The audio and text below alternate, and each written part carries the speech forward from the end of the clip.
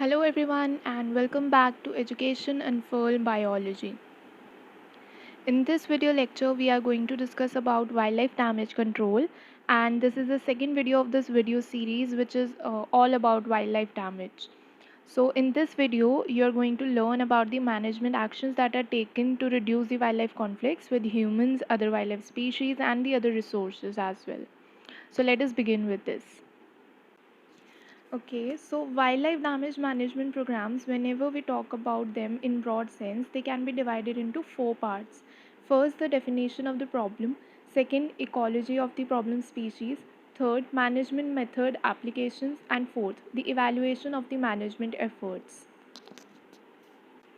So, when we talk about wildlife damage and the method by which we can manage it or basically overcome the problem or situation can be handled, we first define what exactly is the problem.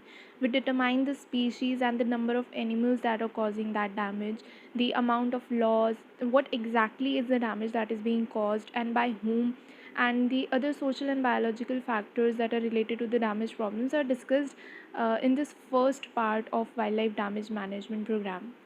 Then we have the second, that is ecology of the problem species. Whichever species is causing problem to us, to our farms, to our whatever thing we have, if this is being caused damage by certain species, then we have to understand the life history of that species, especially in relation to the conflict. Then we have the third thing, that is management methods application. Whichever information we have collected in this first and the second part, that is during the definition of the problems, while we are defining what exactly is the problem, and while we are studying the ecology of the problem species, whatever information we gather, we use that information to develop an appropriate management program that is kind of capable of reducing or alleviating the conflict. Okay. And then here we have the fourth part of this program, that is the evaluation of the management efforts. Once the management has been decided that we will manage this problem like this and that by this method and by this technique, then there is an assessment of the damage reduction. This assessment is done in relation to the cost, the impact on the target and the non-target population, and then it is it is analyzed, like how effective that particular management technique was. Now there is this term called integrated wildlife damage management, which I thought that it needs to be defined over here. There are many damage management methods that are used in combination and coordination with other management practices at a particular time. So all that process that is done in integrated manner, it is basically termed as integrated wildlife damage management. So there are many management techniques that are used to control the wildlife damage, and some of them will be discussed here in this video lecture.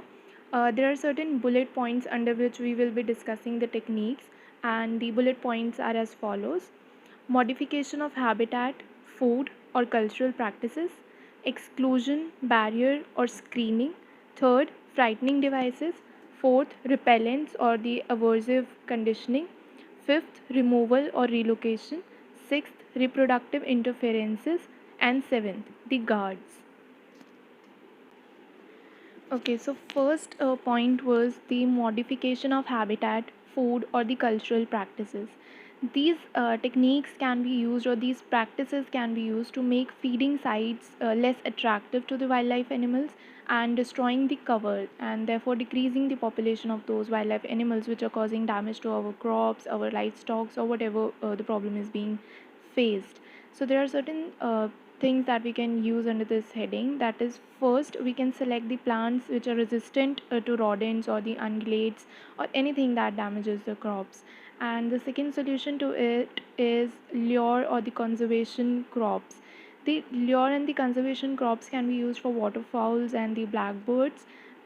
These are basically kind of crops that are put at a separate place from our farmlands or from our livestock lands, and this basically lure crop is a kind of bait for the wildlife organisms to feed upon. So we assume that the animal which is causing damage to our land will basically feed on these crops and not on our crops or the livestock. But there are certain issues that are related to these lure crops and the conservation crops. They can, however, these lure and the conservation crops can lead to increase in density of the damaging animals or the birds around. Because of the presence of additional forage, it can lead to increase in the number of animals that are coming over there to feed on those things. So if the density will increase of these damaging animals, then it will lead to more local damage that will occur to our farms as well. And also, if we use supplement food, then it can also make the wildlife population more susceptible to diseases, and because of the congregated and the tame population, and the disease might spread to other species of wildlife and the livestock too, and hence causing even more damage. And also, in the case of rodents, we can basically remove the wood piles or the weeds and the other debris, so that they may not come and gather at our place that we want to save. Now, if we talk about the second management technique, it is the exclusion, the use of barriers or screenings. Barriers basically are the objects which basically act as a hindrance in the entry of those animals into our land places. There are certain barriers that can be used, like electric fences, the nest screening, etc. Electric fence is in itself a very separate topic which we will be discussing further in another video lecture in detail. But for now, you can learn that there are certain types of fences. There can be standard fencing that can be done, or electrified fencing can be done. The standard fencing basically will not keep the predators from entering the gardens.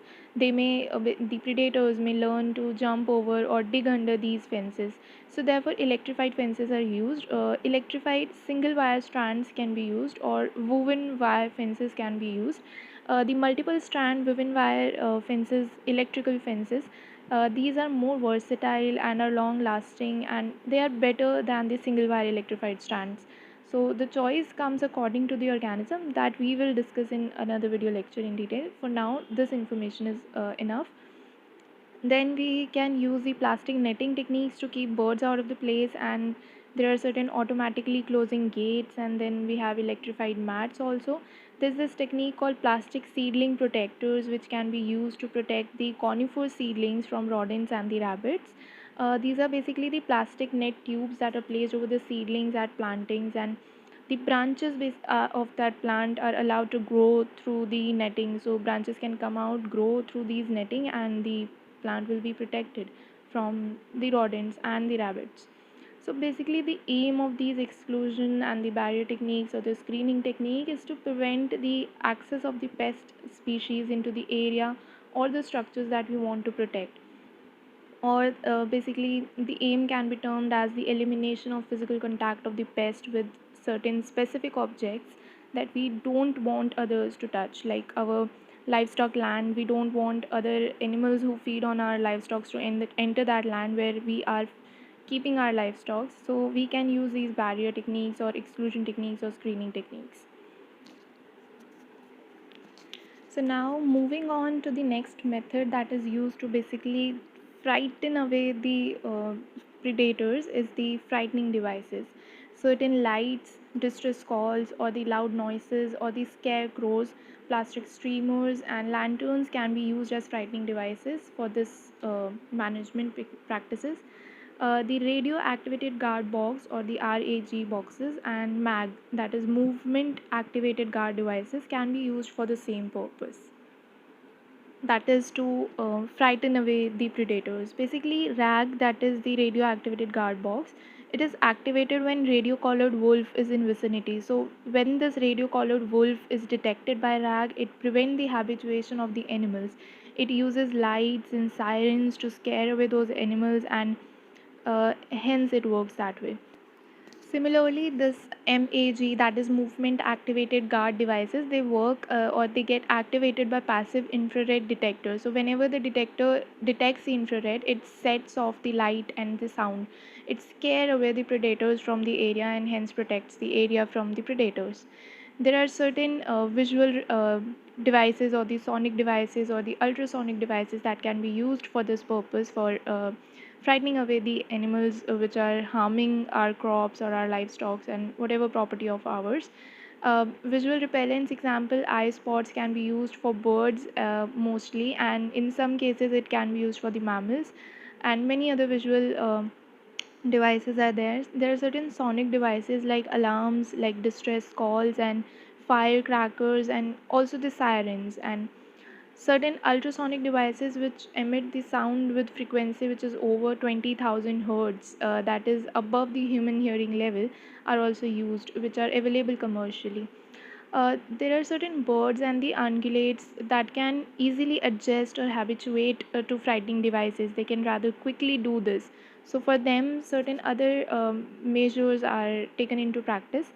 There are certain sounds that can be played at a random manner, in a random manner, like sometimes the aggressive dog can be played, and the recorded sounds basically are played. Sometimes the aggressive dog, sometimes gunshots, sometimes the ungulates distress calls. These distress calls can be uh, changed according to the animals that we want to frighten. So ungulate distress calls can be used to move away the predators from the place, and also certain lasers can be used to frighten the birds and the deers. And there are certain places where loud and explosive noises aren't allowed or aren't acceptable, and hence certain other measures are sought in those areas to get rid of the predators and protect the crops and the livestock and other human resources that we want to protect. Okay, so next management technique that we are going to discuss is the repellents or the aversive conditioning. Basically, aversive conditioning means that there will be a use of something unpleasant or a punishment to stop the animal from an unwanted behavior. Like conditioned taste aversion can be caused by the use of lithium chloride, and it can be served to the animal by various means that we will discuss further. And for example, lithium chloride is used for reducing the coyote predation on the sheep. However, in the case of birds, they basically have poor sense of smell and taste, and therefore the odor and the taste repellents cannot be used in the case of birds. So, chemicals that cause illness or adverse physiological response upon ingestion are used in the case of birds, and this causes the conditioned aversion, and hence they avoid predating on certain things. Examples of repellents or things that cause aversive conditioning, we can use the methiocarbs or the carbamate insecticides, or the anthraquinone, or the formulations that contain methyl anthranilate. The methyl anthranilate basically is a chemical that irritates the trigeminal nerve in the birds. So these are the repellents that can be used. In case of predators, we can use certain types of repellents like odor repellents, contact repellents, or the systemic repellents as well. The odor repellents basically repel the animals by mimicking the predator odor, and for example, the predator's urine can be used so that the animal which is basically trying to damage our crop may get a sense that some predator of that particular damaging animal is present nearby, and hence they will avoid coming into the premises that we want to protect. Then we have the contact repellents that can be applied directly to the targeted resource, and then the ingested the ingestion of such contact repellents by the offending animals can cause illness in them, and hence preventing them to enter the premises. Then we have the systemic repellents, which can be incorporated in the plants, which can be further used or eaten up by the predators. These incorporation into the plants can be done either naturally or by supplementation or by genetic manipulations. Certain chemical repellents can also be used, which basically act as sensory irritants or can be used as semiochemical odors, like we talked about this earlier. We can use predators urine, like, so it comes under semiochemical odors. And certain chemical repellents can be used that produce conditioned taste avoidance. For example, therum, which is most widely used taste repellent and can be applied to the trees, to tree seeds, to seedlings, to bulbs and shrubs, and these can help in protection from the rodents and moles, etc. Theorem, one thing that we have to note over here is that theorem can't be used on plant parts that are eaten or are basically eatable of humans, and which can be eaten by the domestic animals. It can cause harm to the animal or to us, whoever eats that particular plant part. So this was it, and if you like the video lecture, please hit the like button and subscribe our channel Education Unfold Biology for more such videos. Have a very good day, learners, and keep exploring. Thank you.